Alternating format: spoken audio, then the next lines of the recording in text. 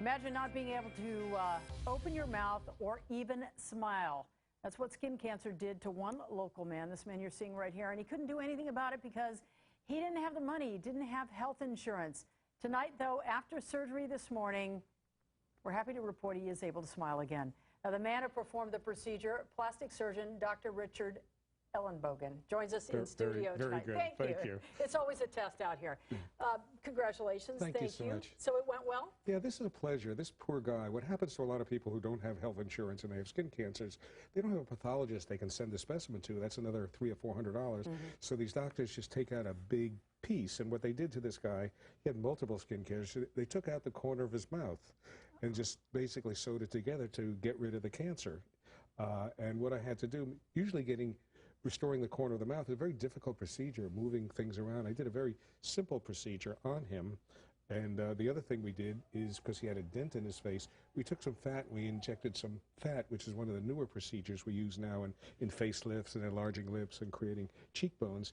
And we use this in a reconstructive type of way to allow him to open his mouth and still to look normal and to be able to smile again. And they initially took all of that just to make sure they got everything. It was more preventative than it was. Exactly. In that situation where you have a skin cancer and you don't have the benefit of taking a biopsy or see how far the cancer went, these doctors take a really big piece. And they do this to a lot of the people who don't have insurance. They can't go to Cedars or UCLA or and here's our gentleman right here. So you did the surgery. Can he actually move his mouth now, or will it be a couple weeks before you see? No, actually, he can. I see you smiling there. I believe in doing things without making a big fuss about it. I don't try to do something that's an overly large operation. I did a very, very simple operation to allow him to open his mouth. He can open his mouth now. He can smile. He was very disabled. He couldn't talk. He couldn't eat. He couldn't chew. His lip used to go into his mouth when he'd chew, and he'd bite on it. So in other words, I did a little procedure that you usually do on children who bite an electrical cord and they lose the corner of their mouth, rather than a cancer type of operation. And he did very, very well in the operation. It only took me about an hour and a half. And I was able to do this more simple operation because I had the benefit of taking some fat and of his fat with a needle and injecting this fat, which is like the consistency of honey, to build out the depression that it made in his jaw. This is so amazing to watch. And you say this will really transform his life? Well, his daughter called us up in the afternoon. She says, I haven't seen him this happy in 15 years. So I guess it did. He was very pleased to do this. I mean, you know, a lot of people think about smiling and they think, you know, you've got your life, what's a smile? But it was really important for him. It's important because you get the impression, if somebody can't smile, that they're grumpy, that they're...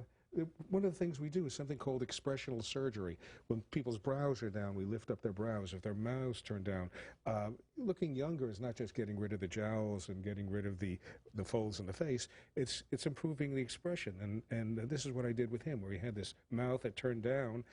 It totally changed the way he looks. And when you look at yourself in the mirror, you act like you're... What you said, too, earlier. He's a cab driver, so... Anybody approaching him to get in a cab might form an impression by the look on his face. Exactly, and he's an immigrant. He speaks Romanian. He doesn't speak very good English, and people get in his cab because his mouth is closed. He can't speak very well, and people get out without paying him. And it really just affected his whole life, and I'm glad that we could do something where even tomorrow he'll be able to eat and get in the shower and do everything. We talk about the fact that he doesn't have health insurance. What possesses someone like you to step up and help out like this? Well, I've been doing this for a long time.